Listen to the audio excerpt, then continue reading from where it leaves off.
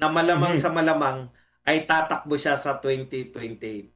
Correct. Wala talagang makakapigil yan. Kaya nga, sobrang init na ngayon, papalapit na kasi yung 2028 presidential election. Worst case scenario ba? Kasi nga, ang labanan ngayon kasi tuso to tuso, pira to pira. Pag maisalang muli ang impeachment dyan, no, wala ka nang magagawa dyan. Bibilhin lahat yan ni Martin Romualdez, lahat ng senador pepresyuhan. Ito nga nangyayari ngayon, biglang bumaliktad agad eh, di ba? Lahat ng mga senador. At nakaupo dyan si Tito Soto. Alam natin kung ano ang mangyayari. Oo na, sasabihin natin, huwag kang mag-resign, Inday. Lumaban ka. Paano na lang, from worst case scenario, kahit lumaban si Vice President Inday Sara, lumaban ang taong bayan, kung hatulan talaga si Inday Sara, i-convict talaga ng Marcos administration, ano ang mangyayari sa atin? Hindi na si Inday Sara pwedeng tumakbo sa pagka-presidente sa 2028 dahil kinonvict nila.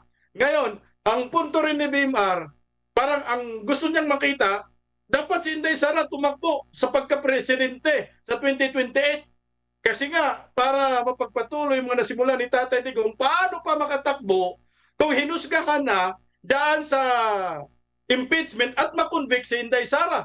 Ano ang laban natin? Saan tayo lulugar dito? O sabihin na natin, lumaban kay Inday. O hindi talaga kayang lumaban. Dahil nga, numbers game, pira ang labanan.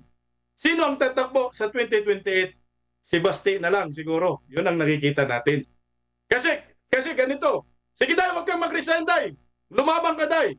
Kung i-convict ka talaga, kagaya kay Corona, pira-pira lang. Sino yung pambato natin sa 2028? Yan, yung pinakamalaking katanungan. Ito partner Badong, merong isang abogado. I think siguro Attorney Salpanilo ba yon? Ang sabi talaga niya, last resort ni Vice President Inday Sara Duterte, pag talagang dikdikin si Inday Sara, wala na siyang ibang gawin. Sa ayaw ni Inday Sara, resign talaga siya. Para makalalaban siya sa 2028 at ang taong bayan, galit na galit kay Romualdez at doon na malalaman ang galit ng taong bayan. Lahat ng Pilipino, suportado si Vice President Inday Sara sa 2028 presidential election. Kasi kung hindi gagawin ni Inday Sara dyan, wala kang Inday Sara makikita sa 2028 dahil convicted ka eh. Yun yung ano mo dun. Yun yung yun yung Sandali, Partner Baz, ako naman. Sige, Ano, sige. Ako naman, papasangitin niyo ako. Um, Yun yung ano ko, ang sinasabi ko kasi kanina, worst case scenario, yung dulo na talaga ito, pangduluhan na lang natin. Tama ka Correct. na, may punto naman din sinasabi ni Partner Buds. Ako man, kaysa ako doon, ano ho. Pero alam mo naman, Partner Buds, nakakasama tayo ng mga rally-rally. Nakita mo naman, nandun na tayo sa Minjula. Pero nasa ng taong bayan. Wala. Di ba? Ito hindi ko po inaano hindi ko po inaano yung taong bayan. Ganito lang kasi yon mga kababayan. Ang taong bayan, lalo na itong mga Duterte supporters, ayaw nito ng gulo. Kaya lang naman tayo napipilitan pumunta sa mga kalsada dahil mayroon tayong ipinaglalaban. Ano yon? Yung panggogobyerno. Yung gusto nating makita na matitino itong ating mga pinuno. Hindi tayo katulad nitong mga ibang mga realista na dikadikada na, sino man ang presidenteng maupo, lahat ayaw nila, lahat kinalaban nila, lahat nirally nila. Wala silang nagustuhan. Kasi ang gusto nila, sila yung maupo. Ngayon, hindi tayo ganun eh. Kaya ako, napapapasil din ako. Minsan, mayroon din akong frustration sa akin sarili. Kaya, instead na ma-frustrate ako, hahanap ako ngayon ng mga solusyon. Itong solusyon. Tuso lang din ang labanan, tusuan na tayo. Ngayon, maaari yung sinasabi ni Partner Buds na talagang gagawin ito ni Martin kasi nakikita natin. Maging presidente. Yes, oo. Ginagawa talaga niya ang lahat. Una na nga niyang ginawa yung sa PI, di ba? Pero, ang matindi nga dito, technically speaking, once, ito na kasi mga kapartner, tanda natin, numbers game ang Senado. Nagawa na nila ito ngayon. Ito na yun, direksyon na to. Direksyon na. Oo, direksyon na ito nila doon sa impeachment. Ito ang mga kapartner.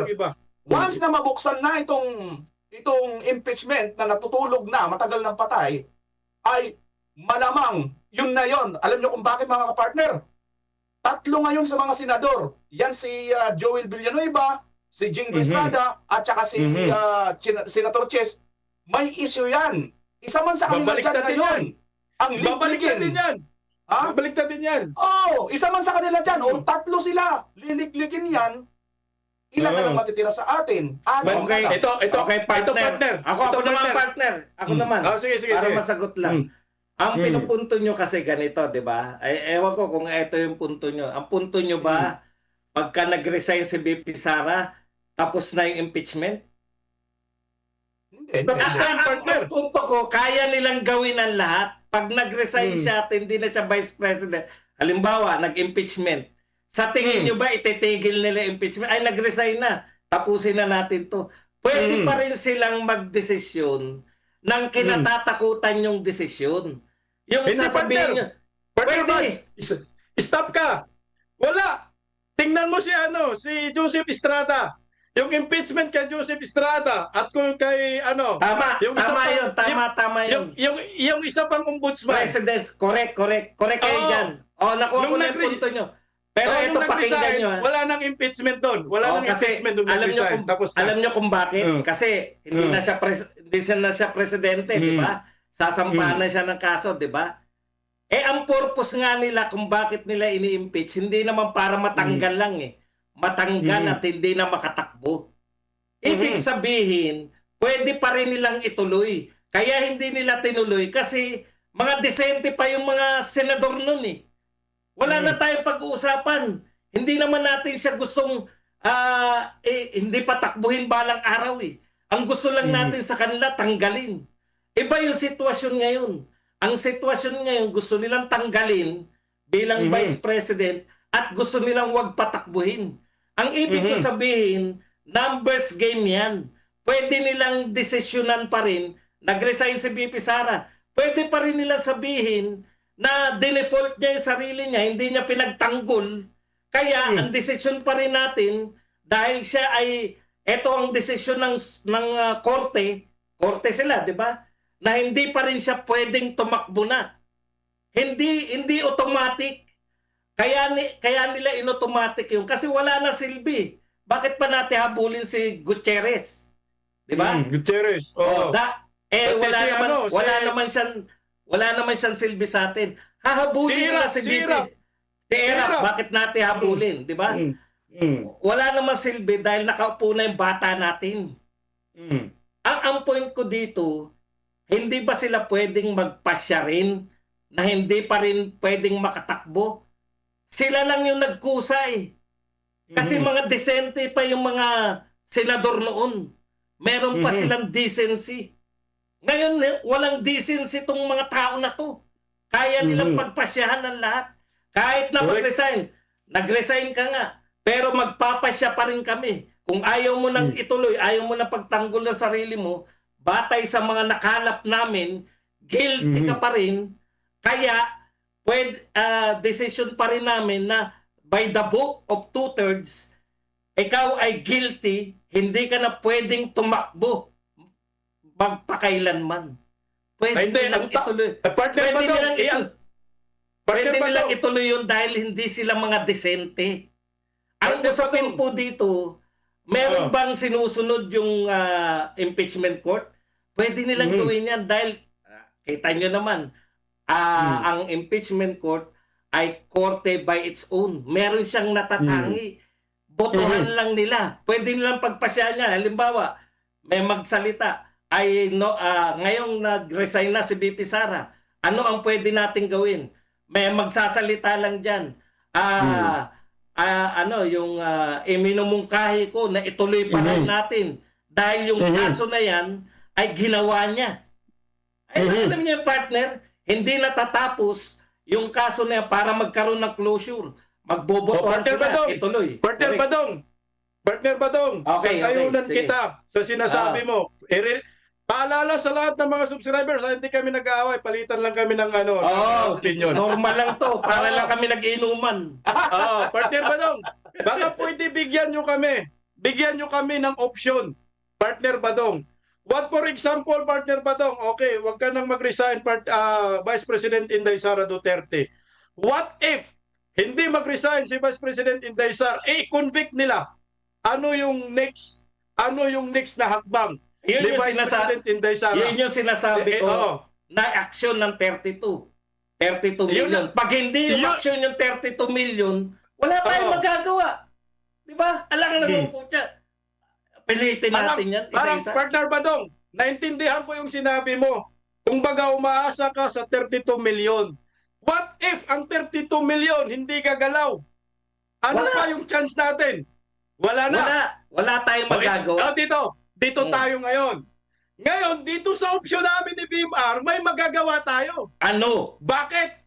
Kasi nga, meron tayong basihan sa mga nagdaan ng mga impeachment trial laban sa mga nakaupong gobyerno, opisyal ng gobyerno, na nag-resign sila after ng resignation.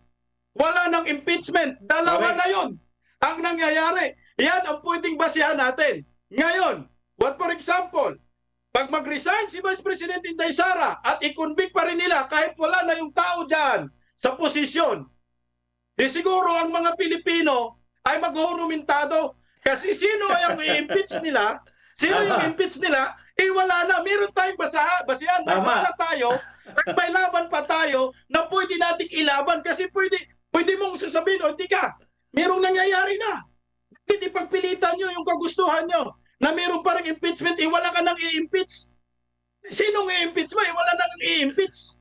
Ang impeachment kasi, para matanggal ka sa pwesto, nag-resign na nga. Ano ang tatagalin mo sa pinag-uusapan ninyo? Di ang tanga ng mga senador na Hindi. mag-impeach sila ng Tama, isang opisyal ng gobyerno na wala na sa nag-resign posisyon at wala nang ma-impeach. Yun yung nakikita ko dyan. Ano yung Tama yan, impeach mo eh? partner.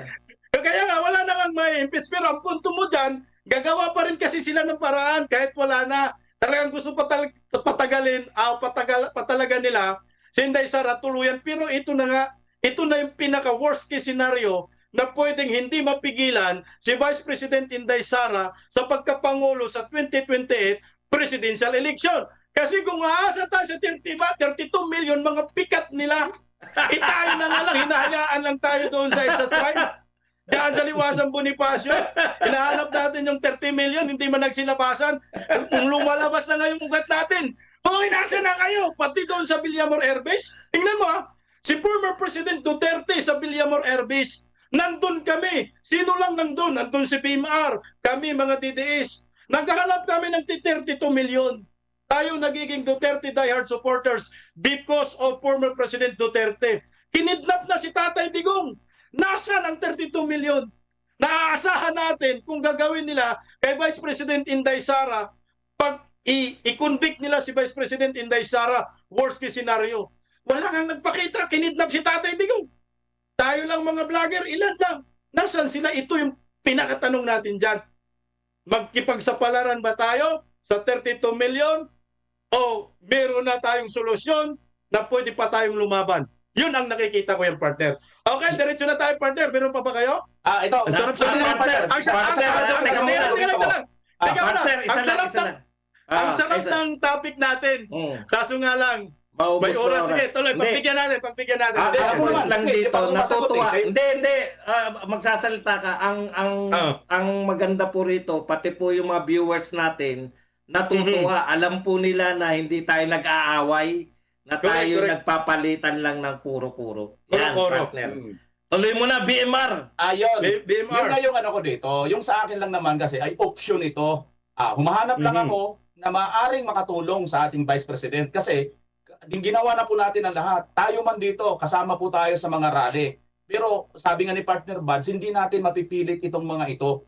Totoo naman talaga yan. Kasi nga, marami po sa atin, karamihan po sa atin ng mga DDA supporters ay mga matitino at mga nagtatrabaho ng maayos. Kaya lang naman tayo napipilitang lumabas dahil nga sa sobrang nagigipit na po tayo. Ngayon, ang akin lang sinasabi dito, technically speaking kasi ito, kahit pa ipilit nitong mga Judas Barabas Estas na mga ito, na i-convict nila si BP Inday Sara, once na nag-resign na ito si BP Inday Sara, wala na silang magagawa. Technically speaking, si Vice President Inday Sara Duterte, pupwede talagang tumakbo sa 2028. Correct. Kahit pa Correct. sabihin nilang, tama nga naman si Partner Buds, maaaring mangyari yun, yung mga senaryo na yun na darating ang araw, brasuhin na lahat ito ni Martin. Pero siguro, come to see tayo. Abangan natin ang aksyon ng taong bayan. Papayag ba ang taong bayan na brasuhin ni Martin Romualdez at pagdating ng 2028, hindi na siya magpa-eleksyon? Papayag ba ang taong bayan at yung 32 milyon ng mga Pilipino na sumuporta kay BP Inday? Yun ang ating aabangan. Pero, safety si BP Inday, matik, technically speaking, tatakbo siya at pwede siyang makatakbo. Walang makakapigil sa 2028 pagka worst case scenario na nararamdaman niya ni Inday, pagkakaisahan na siya nitong mga senador, pagdating ng 2028, walang makakapigil. Doon na siguro, baka hindi na tayo kailangan manawagan. Taong bayan na mismo ang lalabas. Kilos. Correct. Ito partner ako alam ko matalino si Vice President Inday Sara at saka yung mga legal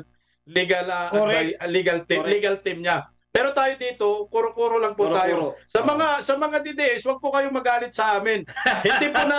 hindi po namin pinag-resign si Vice President Inday Sara.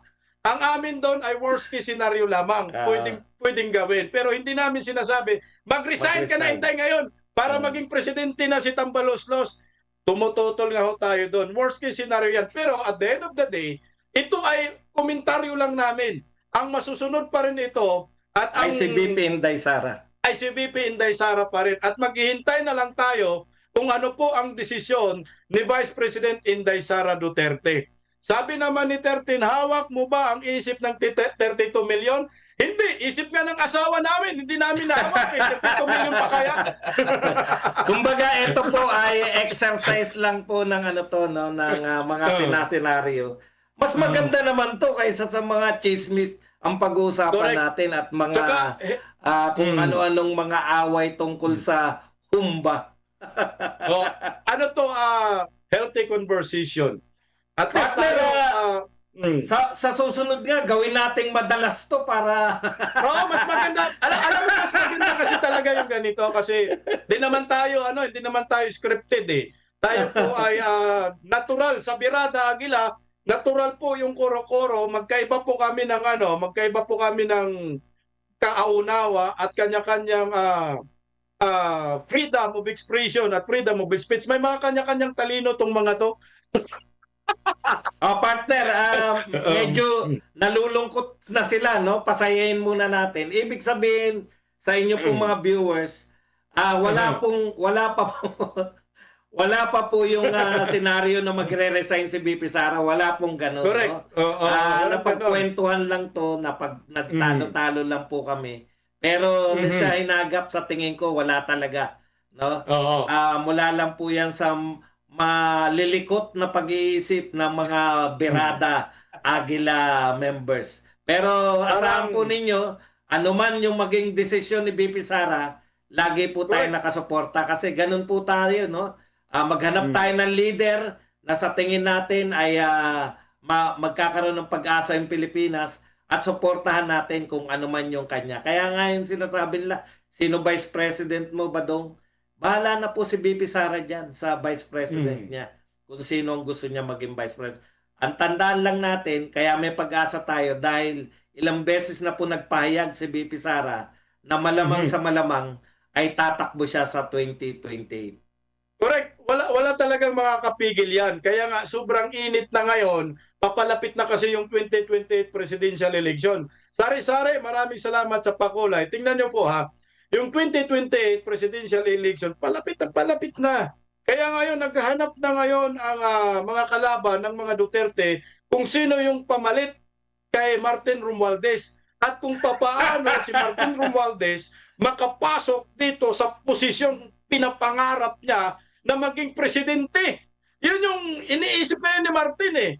Kaya paano magiging presidente? Oo, paano maging presidente na walang eleksyon? Yun yung iniisip ni Martin ngayon eh. Kaya ang tinatarget nila ngayon si Vice President Inday Sara Duterte kasi pag mag-eleksyon, talo na talaga si Martin. Wala po talagang panama yan. Talo kay Vice President Inday Sara. Naghanap sila ng pamalit.